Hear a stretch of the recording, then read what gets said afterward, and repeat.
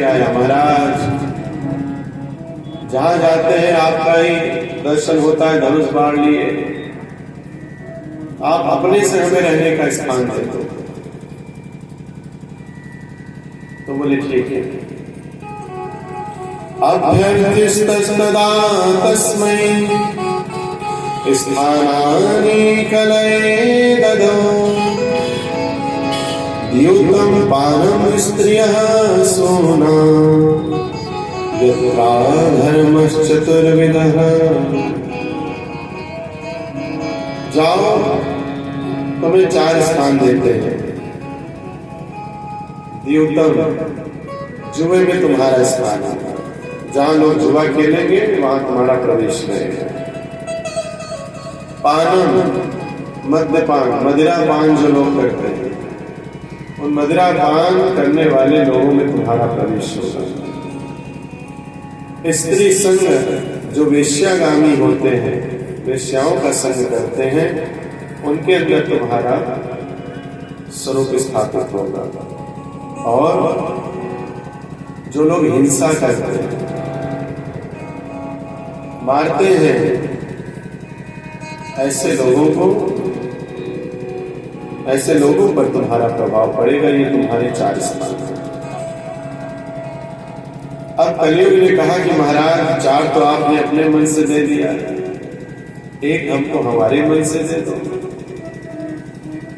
पुनश्च याचमानाय जातरूपमदा प्रभु ततोऽमृतं मदं कामं रजो वैरं च पंचमम्। एक स्थान और दिया, क्या? स्वर्ण, रज में तुम्हारा स्वरूप स्थापित होगा। जो स्वर्ण गलत तरीके से छीन करके धन को, गलत कमाई से धन से स्वर्ण बनाया जाएगा, गलत तरीके से खरीदा जाएगा, शुद्ध धन से नहीं होगा, उस स्वर्ण में भी कलयुग का वास। परीक्षित ने इस प्रकार से कलयुग को 5 स्थान दिए और इन 5 स्थानों के 5 स्वरूप स्थापित हैं। ततो नितम मदम कामम रजो वैरम च पंचमम। झूठ, मद, काम, वैर और रजोगुण, इसमें भी कलयुग का वास है और इसी का स्वरूप है द्यूतम पानम स्त्रियां सोना। इस प्रकार से 5 स्थान को प्राप्त किया। आगे कथा विस्तार से आप लोग जानते हैं। एक दिन राजा परीक्षित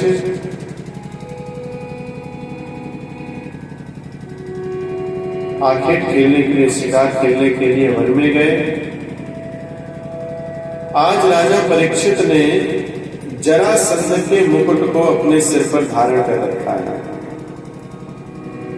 ये कथा यहां नहीं है श्रीमद् भागवत महापुराण में, ये कथा है देवी भागवत में। जरासंध का मुकुट जो है छल से जीता गया है, उसकी संपत्ति को छल से पाया गया है।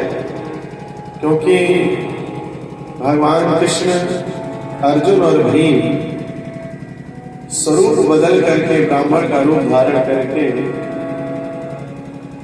भिक्षा मांगने गए थे जरासंध से।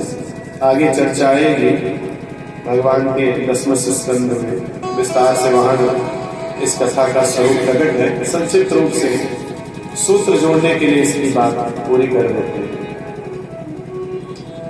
तो वहां पर भीम के साथ जरासंध का युद्ध 27 दिनों तक लगातार चला। 28वें दिन भगवान ने युक्ति बता दी कि जरासंध मरेगा कैसे। उस युक्ति को प्राप्त किया और जरासंध की मृत्यु भीम के द्वारा हुई। महाराज छल से मारा गया भीम के द्वारा जो है वो जरासंध, तो उसकी संपत्ति वो सारी युधिष्ठिर के कोष में ले ली गई और उसी संपत्ति में जरासंध का जो मुकुट था, आज शिकार खेलने से पूर्व राजा परीक्षित ने वही मुकुट धारण किया। अब राजा परीक्षित ने स्वयं कलियुग का वास कहां दिया है? स्वयं में दिया। तो आज राजा परीक्षित के सिर पर कलियुग बैठ गया है। इसलिए बहुत प्यास लगी है, आखिर खेलते खेलते कहीं जलाशय नहीं मिला, कहीं से पानी जल नहीं मिला पीने को। दूर से एक मुनि का आश्रम दिखाई दिया। एक दाधुरोद्यम्य विचरन् मृगयावने मृगानमुतः शान्तः छुरितसदृशतो भृशम्।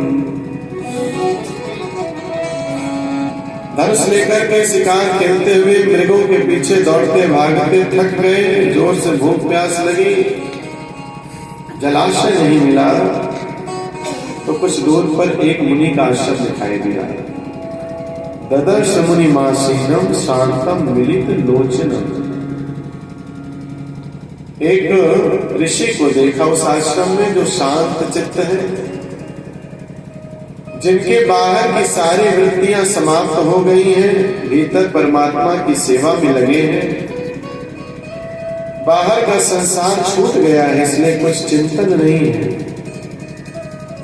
अपने आप को परमात्मा में लगा रखा है। आंखें बंद हैं, शांत भाव में एकाग्रचित्त होकर ध्यान अवस्था में बैठे हैं। आप आए परीक्षित जी और आपने पुकार की, प्यासे हैं, जल पिलाइए, बहुत प्यास लगी है हमें। ऋषि ने शब्द सुना नहीं, क्योंकि समाधि की अवस्था में जो है कुछ सुनाई नहीं देता है।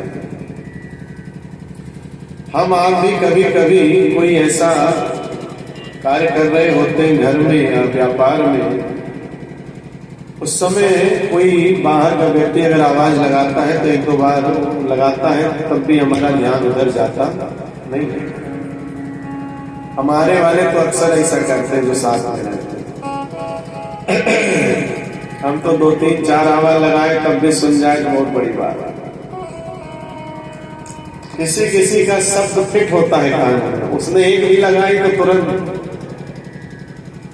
जवाब मिल जाता है, उत्तर मिल जाता है। जो निकट होता है, जो अपना होता है, उसकी आवाज कहीं भी किसी भी प्रकार से अगर एक बार आती है तो अपने आप हमारा मन उसको सुन लेता है।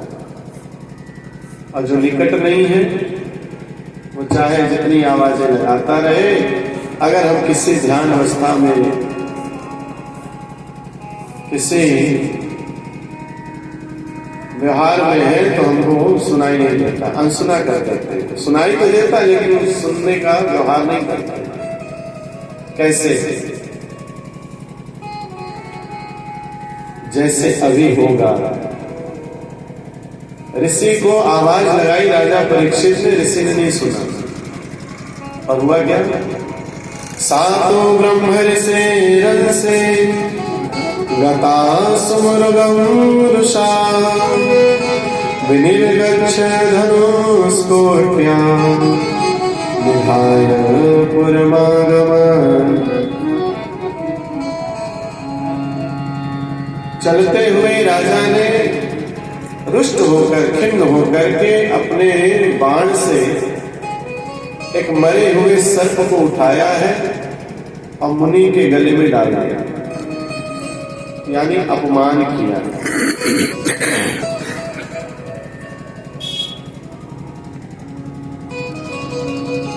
आगे चले गए राजा। थोड़ी देर बाद यह बात जो है इन ऋषि के पुत्र